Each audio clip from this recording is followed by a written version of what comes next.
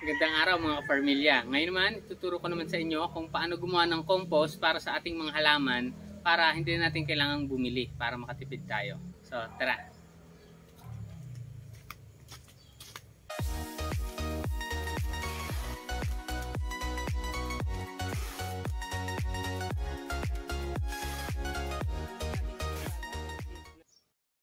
Isa sa mga paborito kong inihahalo sa aking compost kapag gumagawa ako ay yung mga tuyong dahon, yung mga dumi na nasa paligid ng aking halamanan.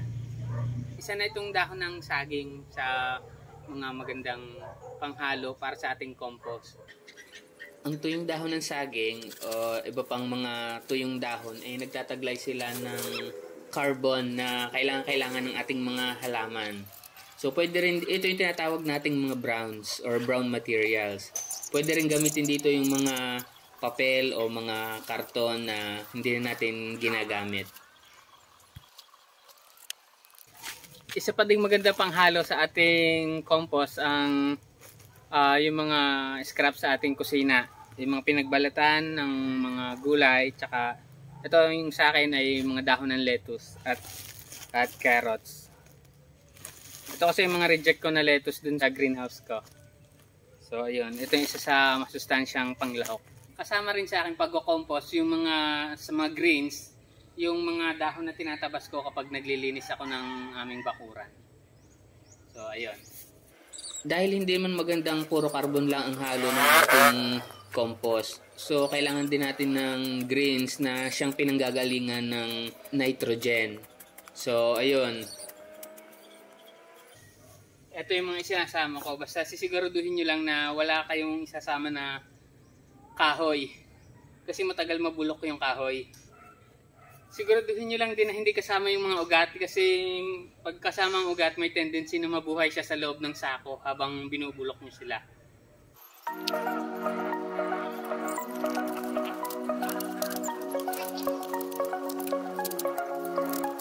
Ngayon nakumpleto na natin ang ating i-compost. Kailangan naman nating ilagay itong mga ito sa sako. Una, maglalagay lang tayo ng mga tuyong dahon. Sa unang layer, tuyong dahon lang.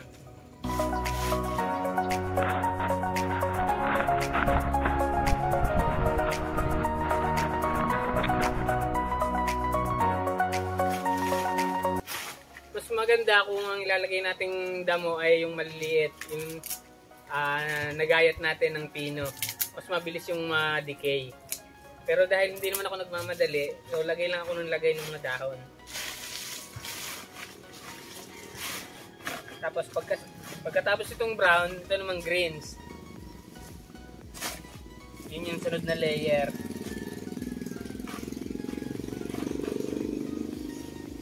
Kung meron din kayo mga balat ng itlog, pwede rin yung ihalo. Durugin nyo lang tapos ilagay nyo din.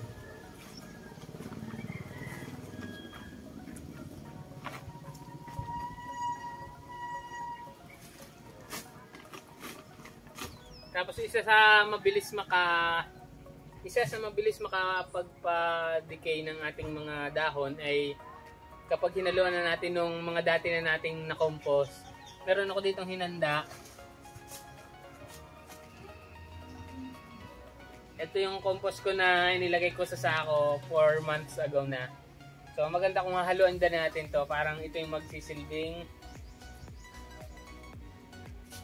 basta ito yung magpapabilis. Hindi ko makuha yung word. Ito yung magpapabilis na ma-decompose itong ating mga dahon.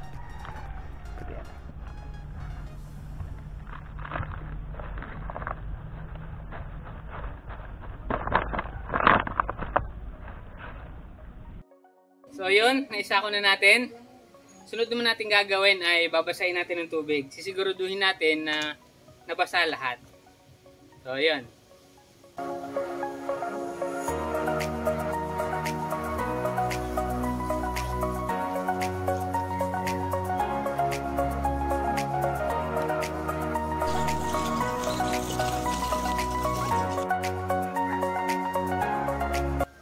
Ngayong nabasa na natin, kailangan naman natin siyang talian. Ako nga pala, may iba akong ginagamit sa pagbabasa nitong ating mga damo.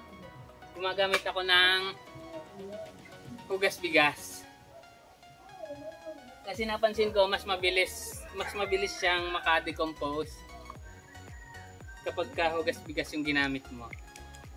So yun, babasahin na natin gamit ang hugas bigas.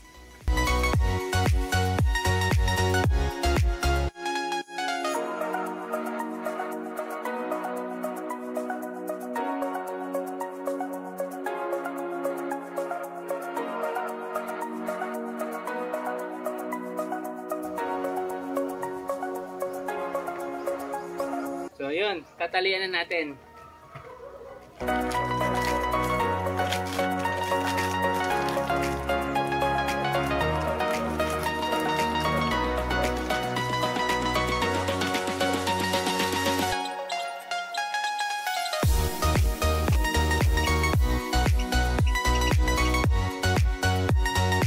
Pag naitali na natin siya, ilalagay natin siya sa lugar na hindi na masyadong nasisikatan ng araw. O, kasi mahalaga sa kanya yung laging moist. Yun.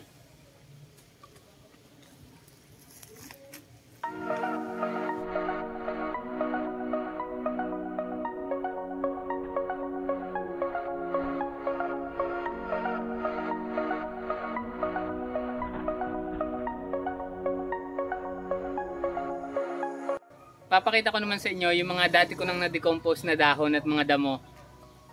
Umabot ito ng 4 na buwan. Pero 2 months pa lang pwede na itong gamitin. Kaya lang ngayon yung pa-4 na buwan hindi ko pa nauubos. So ito oh.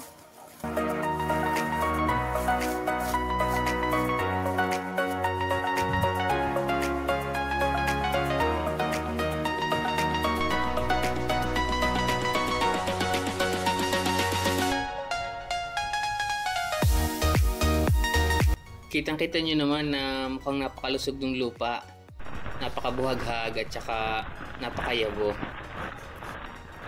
Talagang hindi natin kailangan gumastos ng malaki para magkaroon tayo ng masustansyang lupa para sa ating mga halaman. Kailangan lang ng kaunting tiyaga at kaunting sipag. So yon mga ka-Farmilya, natapos na naman tayo sa isa na namang kapakipakinabang na video. Sana ay meron kayong natutunan. At kung meron kayong mga tanong, pwede kayong mag-iwan ng comment sa baba.